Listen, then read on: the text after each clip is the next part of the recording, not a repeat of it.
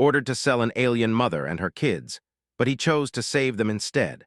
Welcome to this story. Please follow and subscribe my channel. Thank you. Let's move to the story. The cargo bay of the Wayward Star felt colder than usual as Captain Elias Mercer studied the shipping manifest on his data pad.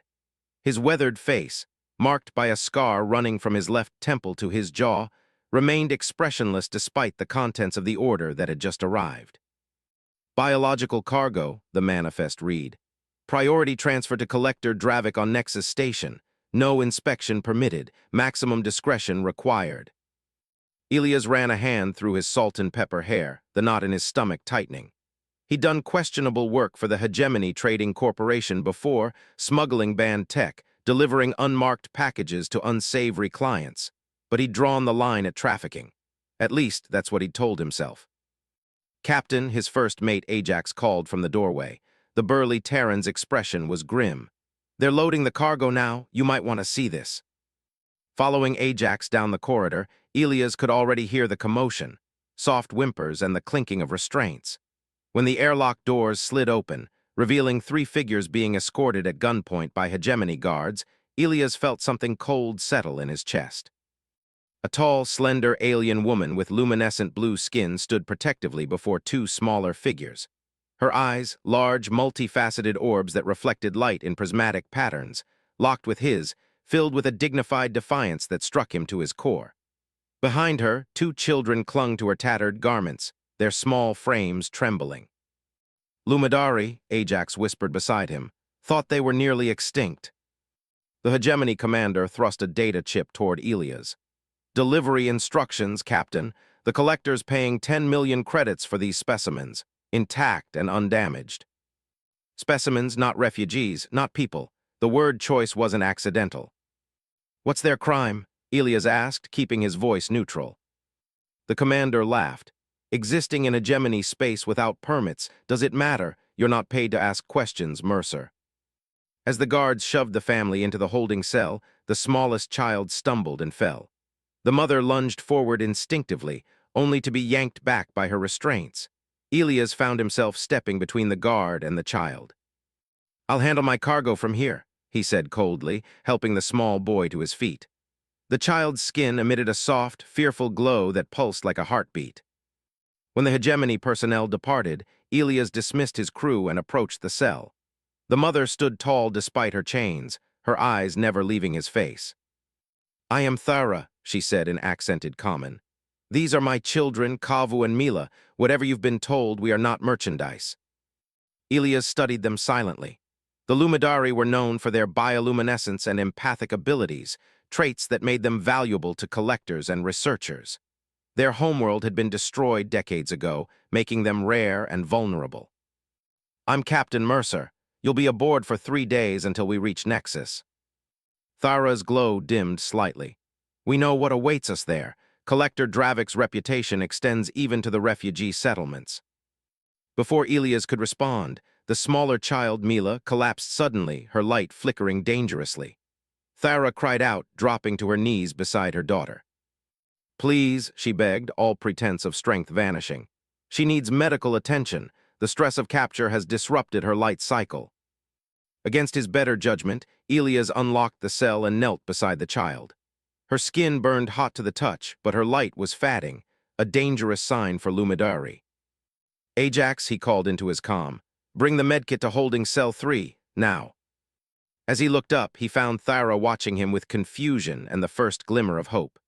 In her desperate eyes, Elias saw a reflection of himself from long ago, before the Hegemony, before the compromises, before he'd forgotten what it meant to be human. "I'll help your daughter," he said quietly. "After that, we'll see." He didn't voice the dangerous thought forming in his mind, but as the child's small hand clutched his, Elias Mercer knew he'd just crossed a line from which there would be no return. The Wayward Star hummed quietly as it drifted through the void, its course set for Nexus Station, but its captain's resolve wavering with each passing hour. In his quarters, Elias stared at the frozen image on his view screen, Collector Dravik's profile from the Galactic database. The man's collection of exotic specimens was renowned throughout the sector, as were the rumors of how those specimens were treated once acquired. 3 days, that's all he had to decide what kind of man he truly was. In the medbay, little Mila's condition had stabilized. Her luminescence had strengthened after Ajax had jury-rigged a light therapy chamber from spare parts. Now she slept peacefully while her mother sat beside her, gently stroking her forehead. "Why did you help us?" Thara asked when Elias entered. Her voice was musical but wary, her skin pulsing with cautious blue patterns. "I'm still delivering you to Nexus," Elias responded automatically, though the words felt hollow. "No, you're considering alternatives," Thara said. "My people sense emotions, yours are conflicted." Elias frowned. "Don't go poking around in my head." "I don't need to, it's written on your face." A faint smile crossed her features. "You're not like the others." "You don't know me," Elias muttered, checking Mila's vitals. "I know enough." Thara's luminescence shifted to a deeper blue. "You were someone before the hegemony, someone who wouldn't traffic children." Her words struck too close to buried truths. Elias turned away. "Rest while you can, we'll reach the checkpoint by morning." In the ship's communications room, Elias activated a secure channel to an old contact.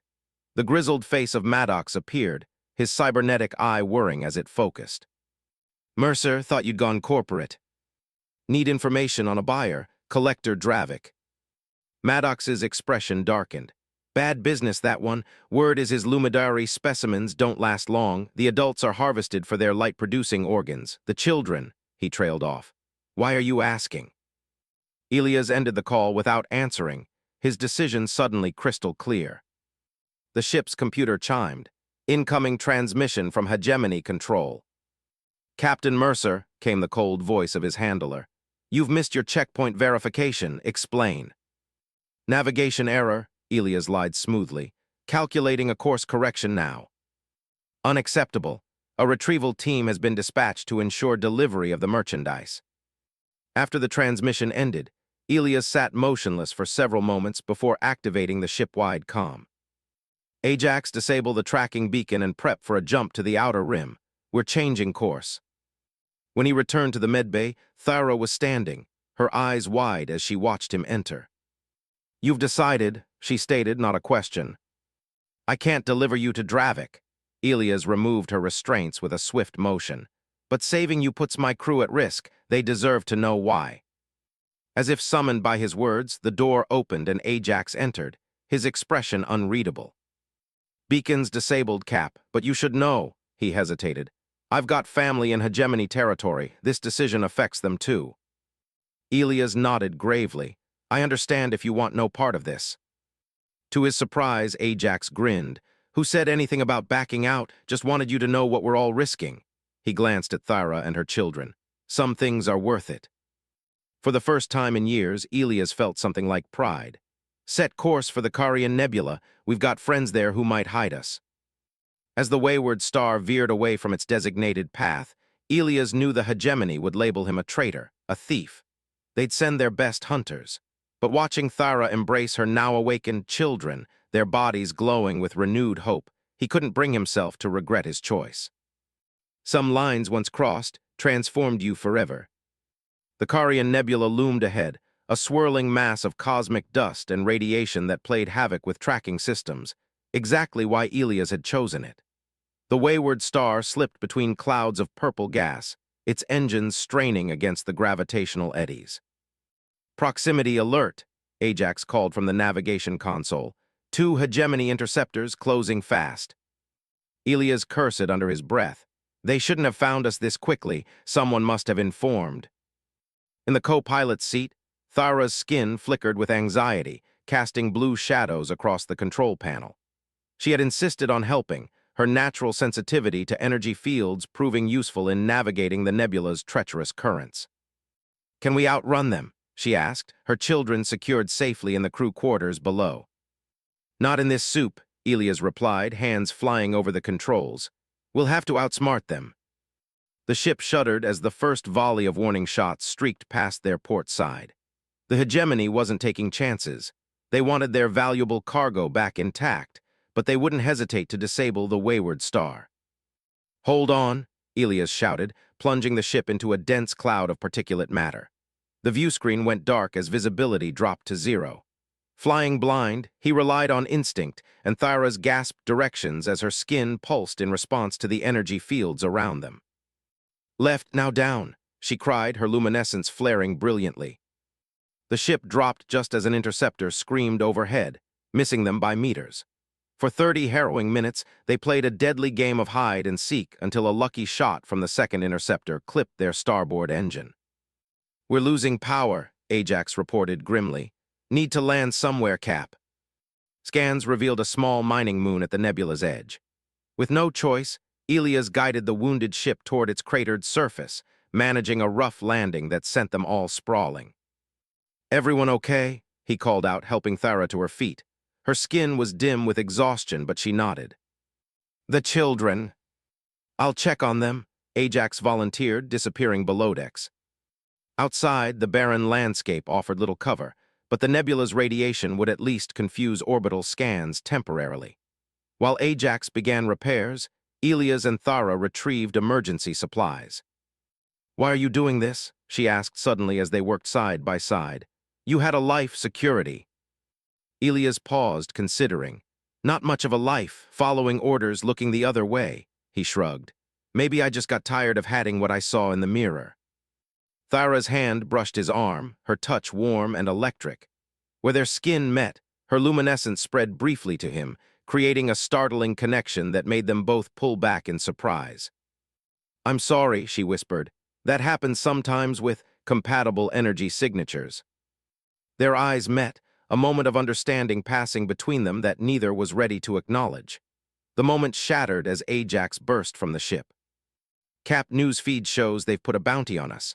5 million credits, dead or alive, with a bonus for the Lumidary alive." Elias swore softly. "That's enough to bring every mercenary and bounty hunter in the sector down on our heads." As if to punctuate his words, a distant roar of engines echoed across the moon's thin atmosphere. Their reprieve had been brief. "The repairs need 4 more hours," Ajax reported grimly. "We don't have 4 hours," Elias replied, scanning the horizon. He made a quick decision. "There's an abandoned mining complex 2 kilometers east. We'll hold up there while you finish the work." As they gathered the children and essential supplies, Thyra's glow strengthened with determination. Her hand found Elias in the dim light of the moon's perpetual dusk. "Whatever happens," she said softly, "you've already saved us from the worst fate. My people have a saying, to share light is to live twice." Elias didn't understand completely, but as they set off across the barren landscape with danger closing in, he felt more alive than he had in years. The Resistance enclave on Tara 7 was hidden within the hollow core of a seemingly dead moon. As the patched-up wayward star drifted through the camouflaged entry port, Elias felt the weight of the past week settling on his shoulders. They'd narrowly escaped the mining moon, outrunning mercenaries by minutes thanks to Ajax's mechanical brilliance and Thyra's unique ability to sense energy fluctuations in their pursuers' engines. "Don't look so relieved yet," cautioned Vina, the Resistance leader who greeted them. Her face was a map of old scars, each telling a story of hegemony cruelty. "The corporation has eyes everywhere. Your ship is too recognizable. You'll need a new one." The enclave housed hundreds of refugees from dozens of worlds, all fleeing hegemony oppression. Among them, Kavu and Mila found other children to play with, their natural luminescence brightening with each passing day of freedom. "Your children are adapting well," Elias observed as he and Thyra walked through the hydroponic gardens that fed the enclave. Thyra nodded, her glow shifting to warm amber tones that Elias had learned indicated contentment. "Children are resilient, and they feel safe here." She paused, studying his face. "But you don't." "The hegemony doesn't forget betrayal," he replied. "Every day we stay puts everyone here at risk." "Yet you stay." Elias hadn't meant to. The plan had been to deliver them to the Resistance and continue on his way, perhaps to the outer territories where hegemony influence was weaker. But each day, he found new reasons to delay. The ship needed more repairs, the children had grown attached to him, the Resistance could use his knowledge of hegemony protocols. The truth, though he scarcely admitted it to himself, walked beside him now, her luminescence painting the artificial twilight of the cavern with impossible colors. "Elias," Thyra said softly, stopping to face him. My people share a belief that when two beings' energies resonate, it creates a bond that transcends conventional understanding. Thara, let me finish, she interrupted, her glow intensifying. Since that moment on the moon when our energies briefly merged, I've felt connected to you. It's not just gratitude. Around them, the garden seemed to fall away as Thara's luminescence enveloped them both in a private universe of soft blue light. This time, when her fingers touched his face, Elia's didn't pull away. The sensation was electric, intimate in a way that transcended physical touch, as though their very consciousness intermingled. Their moment of connection shattered as alarms blared throughout the enclave. Vina's voice echoed through the communication system. Hegemony vessels approaching, all refugees to emergency shelters, defense teams to positions. The children, Thara gasped, pulling away. They ran together through corridors suddenly alive with panicked activity. In the common area, they found Ajax already gathering the children. Someone talked, he growled. They came straight for us. Vina approached, her expression grim. We have a traitor. The hegemony offered amnesty and credits someone couldn't resist. We need to evacuate, Elias insisted. Too late, their ships are blocking all exit routes.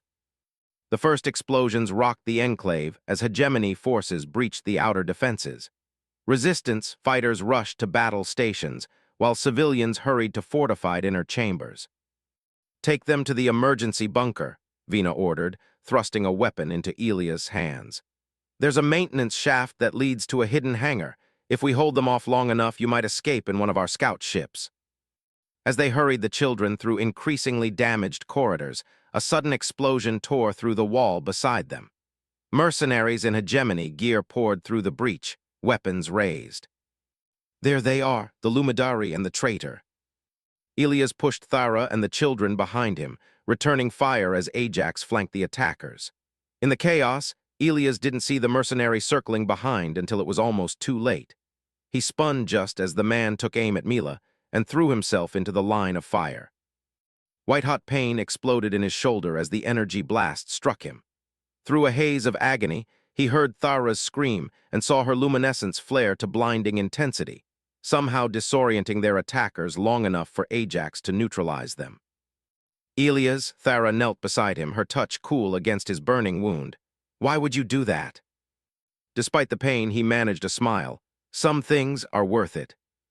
As darkness claimed him, the last thing he saw was Thara's face, glowing with a fierce protectiveness that mirrored what he felt in his own heart. Consciousness returned to Elias in painful fragments.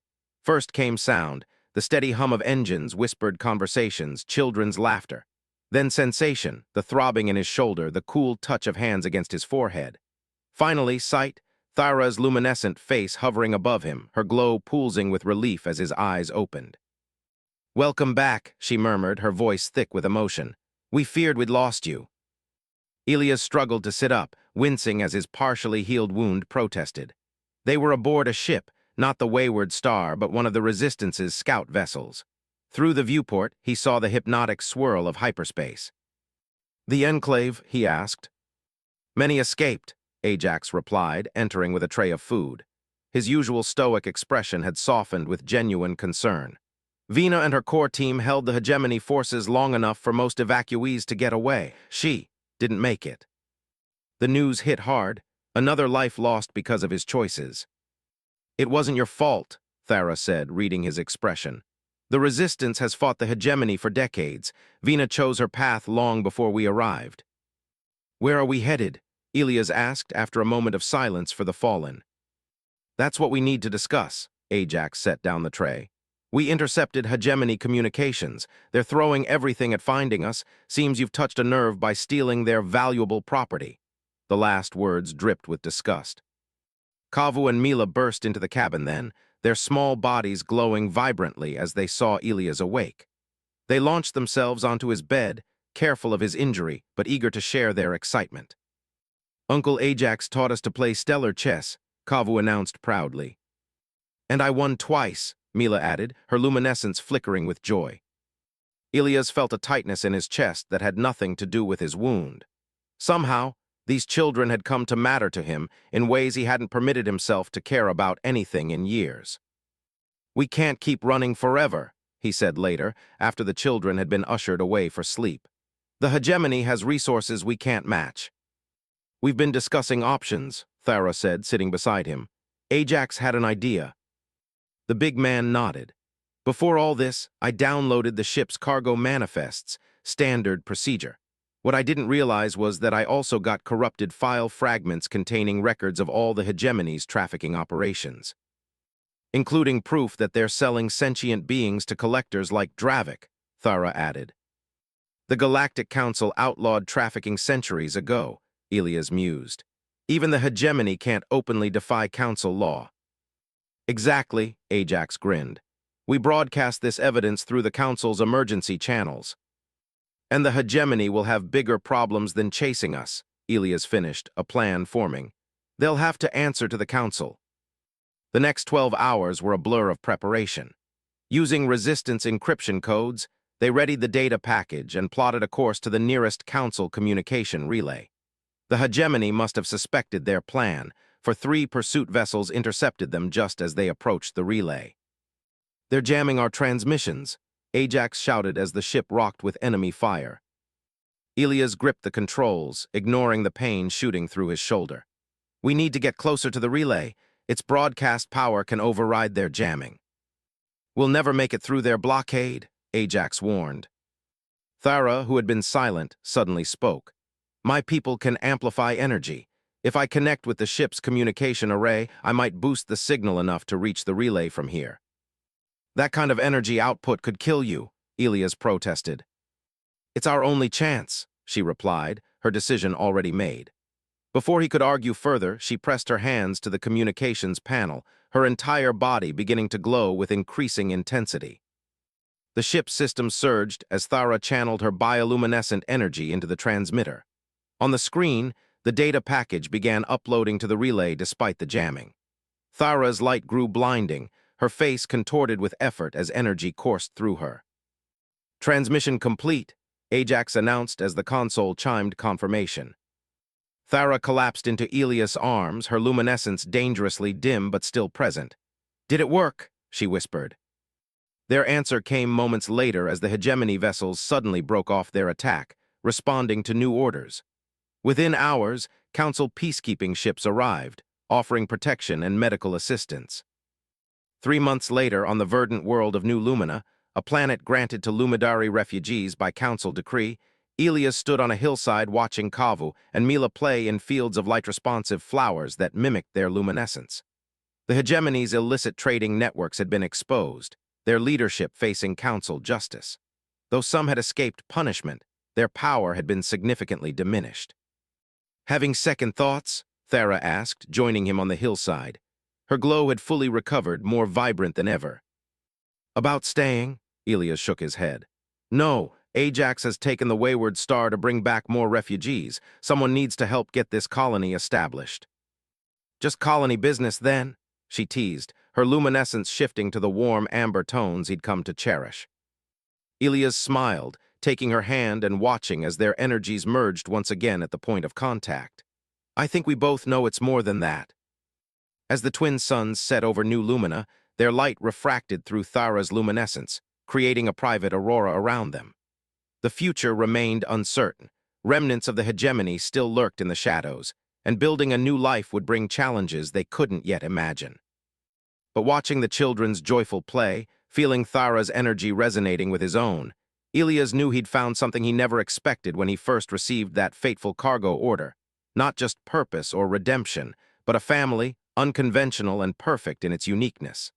Some choices changed everything, and his had finally led him home.